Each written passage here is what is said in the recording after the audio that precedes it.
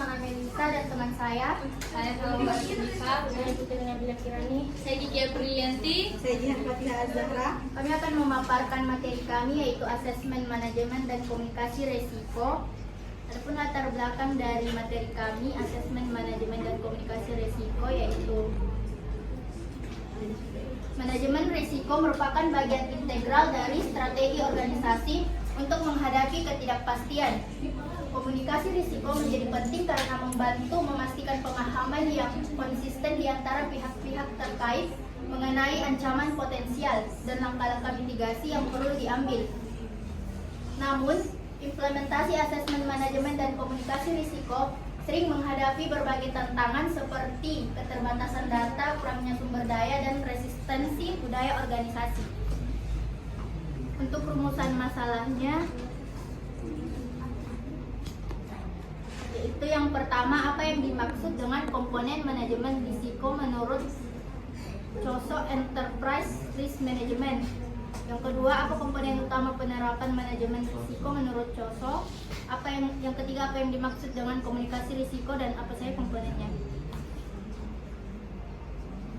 Adapun tujuan dari materi kami yang pertama untuk mengetahui apa yang dimaksud dengan komponen manajemen risiko menurut COSO, yang kedua untuk mengetahui komponen utama penerapan manajemen risiko menurut COSO, dan yang ketiga untuk mengetahui apa yang dimaksud dengan komunikasi risiko dan apa saja komponennya. Untuk materinya akan dijelaskan oleh teman saya. Pengertian manajemen risiko menurut COSO Enterprise Risk Management. COSO merupakan salah satu standar manajemen risiko yang diterima secara luas. Kerangka kerja COSO memiliki 5 komponen yang saling terkait, yaitu lingkungan internal, penentuan tujuan, identifikasi kejadian, penilaian risiko, respon risiko.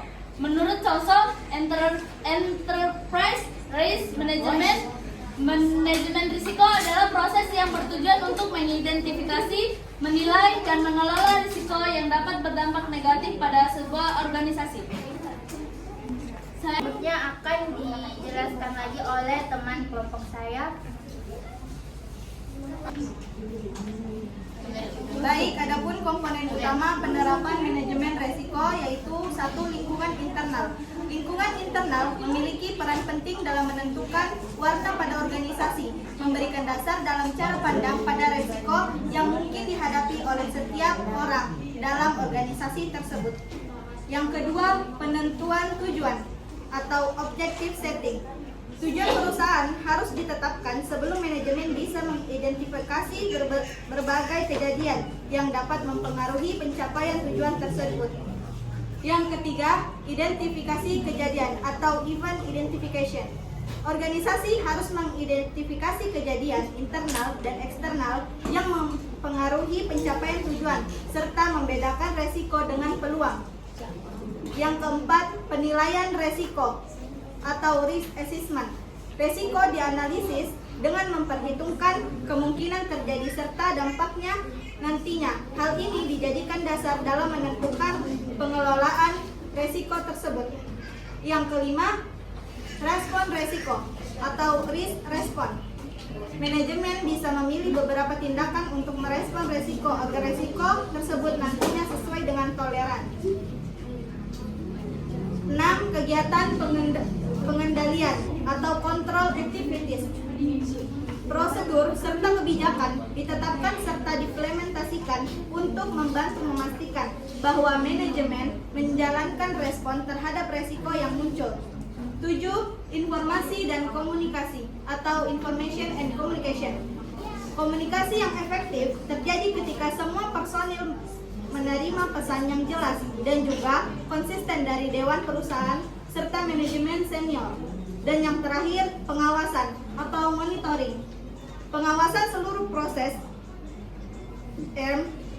penting dilakukan agar pelaksanaannya berjalan dengan lancar. Sekian, terima kasih. Adapun materi selanjutnya yaitu pengertian komunikasi risiko dan komponennya akan dilanjutkan oleh teman kelompok saya.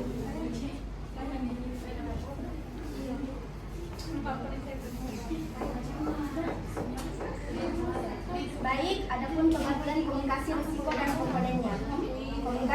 risiko adalah pertukaran informasi dan pandangan mengenai risiko dan faktor-faktor yang berkaitan dengan risiko di antara pengkaji risiko, manajer risiko, konsumen, dan berbagai pihak lain yang berkepentingan.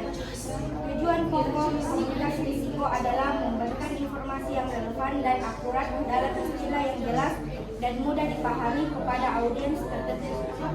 Baik, saya kembalikan kepada moderator. Yaitu komponen komunikasi risiko akan dilanjutkan lagi oleh teman kelompok saya.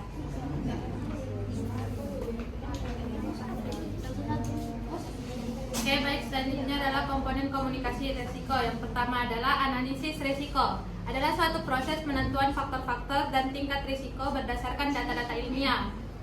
Yang kedua, manajemen risiko. Adalah proses penyusunan dan penerapan kebijakan dengan mempertimbangkan masukan dari berbagai pihak untuk melindungi masyarakat dari risiko, dalam hal ini risiko terhadap kesehatan. Yang ketiga, komunikasi risiko.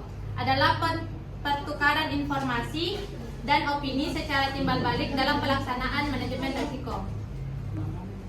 Saya kembalikan kepada moderator. Kesimpulan dari apa yang telah kami sampaikan, yaitu manajemen risiko merupakan bagian integral dari strategi organisasi untuk menghadapi ketidakpastian. Proses ini mencakup identifikasi, analisis, evaluasi, dan mitigasi risiko yang dapat memengaruhi pencapaian tujuan organisasi. Dalam pelaksanaannya, keberhasilan manajemen risiko tidak hanya bergantung pada alat dan teknik yang digunakan, tetapi juga pada kemampuan organisasi untuk mengkomunikasikan risiko secara efektif kepada pemangku kepentingan. Komunikasi risiko menjadi penting karena membantu memastikan pemahaman yang konsisten di antara pihak-pihak terkait mengenai ancaman potensial dan langkah-langkah mitigasi yang perlu diambil. Dalam banyak kasus, kurangnya komunikasi yang efektif dapat menyebabkan salah persepsi, ketidakpastian, dan resistensi terhadap perubahan, sehingga menghambat proses manajemen risiko itu sendiri. Baik, itu saja mungkin yang bisa kami sampaikan. Semoga apa yang telah kami sampaikan dapat dimengerti dengan baik. Wassalamualaikum warahmatullahi wabarakatuh. Waalaikumsalam.